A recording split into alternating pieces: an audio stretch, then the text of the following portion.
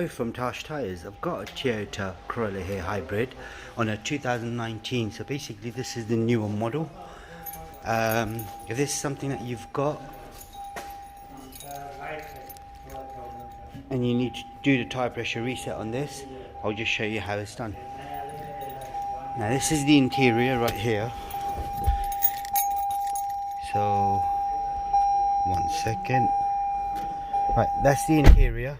So if you've got something like this and you want to sort of kind of get the tire pressure reset done on it, I'll show you which one I mean. It's the tire pressure warning light on the top right left hand side there. Now to do it, it's quite a simple procedure. You start the car up, the engine is running now.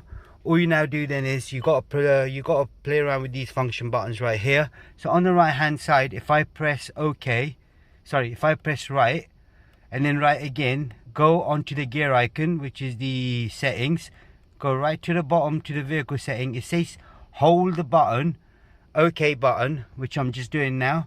So the tpws is for the tire pressure system.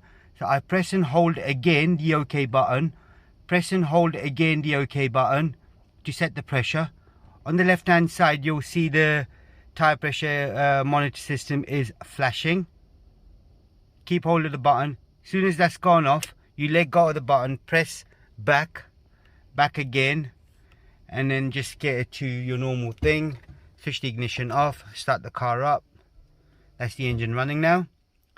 The light on the left is gone. That's all you got to do on this particular model. If this is something that you've got, then you know what to do.